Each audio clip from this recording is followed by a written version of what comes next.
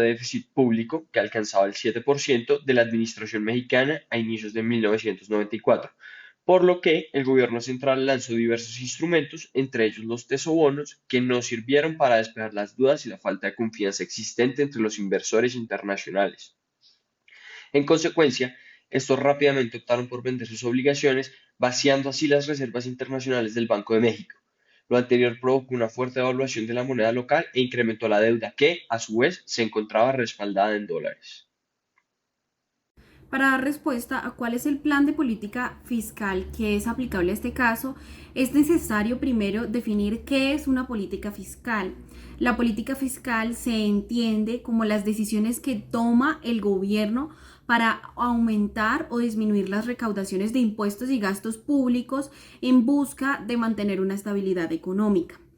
La economía tiene ciclos de recesiones y de expansiones. En los ciclos de recesiones es necesario aplicar una política expansiva y en los ciclos de expansiones es necesario aplicar una política restrictiva.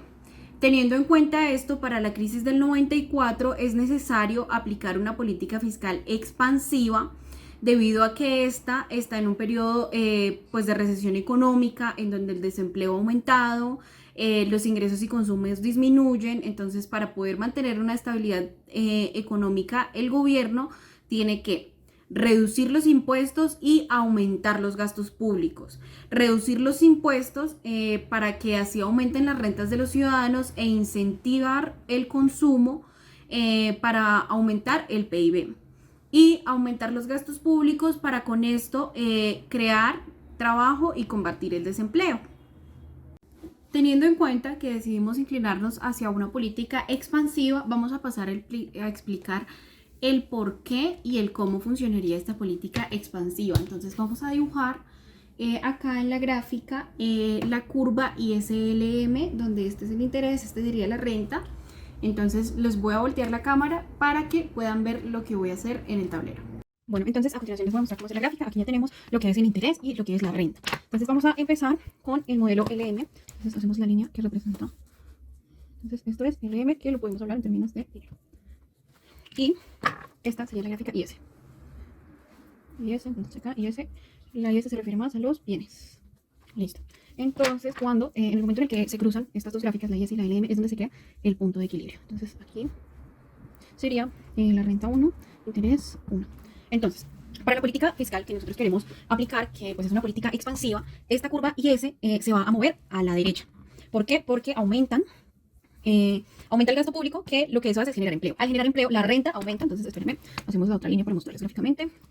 Hacia aquí se desplaza, o sea, es la misma línea, solo que se desplaza a la derecha. Entonces, hay un nuevo punto de equilibrio, que es donde se juntan, y acá sacamos así.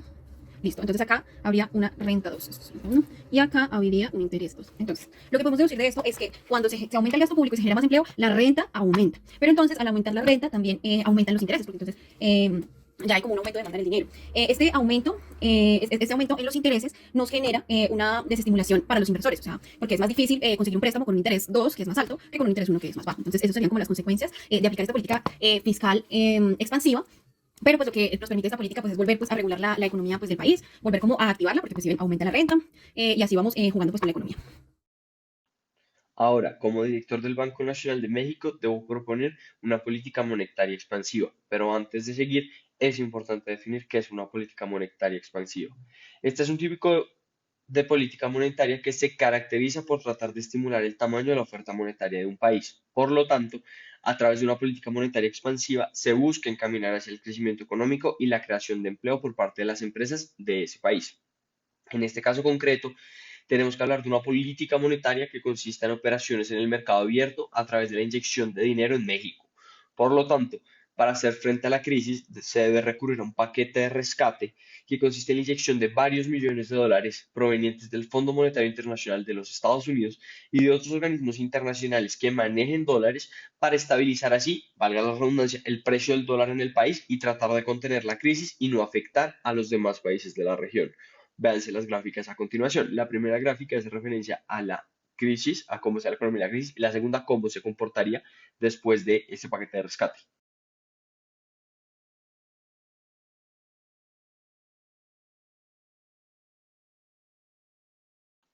En ese sentido, una vez que se aplica el paquete de rescate, se puede apreciar en la gráfica cómo cuando se aumenta el gasto, el desplazamiento de la curva Y hacia la derecha, aumentarán los tipos de interés. Por lo que si se aumenta la oferta monetaria, desplazamiento de la curva LM a la derecha, se conseguirá de nuevo el tipo de interés y la mezcla de ambas políticas económicas van a llevar a elevar la producción del país.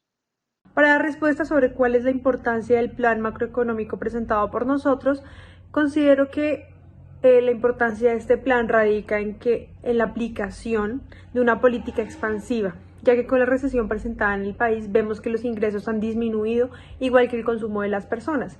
También evidenciamos que el desempleo aumentó y el gobierno, por medio de esta política, lo que busca es reducir los impuestos para poder aumentar las rentas, buscando así lograr incentivar el consumo de las personas. El gobierno también aumentará los gastos públicos para poder disminuir esa tasa de desempleo, creando empleos y lograr satisfacer las necesidades de las personas, todo con el fin de crear una economía estable. De la mano con el Banco de la República, lo que se busca es que al ver tan poca oferta de dinero en el mercado con pocos ingresos y consumo de las personas, toma la decisión de implementar un instrumento que consiste en operaciones en el mercado abierto. Esto básicamente es inyectar dinero a la economía para que aumente la oferta monetaria en el mercado. Para dar respuesta sobre cuál es la política microeconómica que proponemos, nosotros proponemos implementar los subsidios para los productores, todo con la finalidad de recuperar las empresas nacionales y así aportando una protección al Producto Interno Bruto, generando empleos y así favoreciendo a los más afectados por la crisis económica.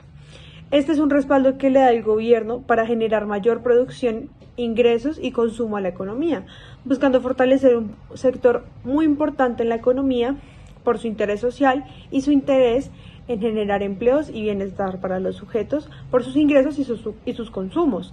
Entonces, seguido a esto, les mostraré cómo se evidencia el subsidio a los productores, el antes y el después. Encontramos que esta es la curva de la oferta sin subsidio. Por este lado, esta es la curva de la demanda. Encontramos que este es el punto de equilibrio. Acá, este es el precio que paga el productor. Cuando el gobierno da el subsidio a estas empresas, la curva se va a correr a la derecha. Entonces, la oferta, esta es la curva de la oferta con subsidio. Y encontramos que este es el precio que paga el consumidor. Perfecto. Y en este recuadro, esta parte de acá, de la gráfica, podemos ver acá. Esto es lo que llamamos una pérdida social. Listo.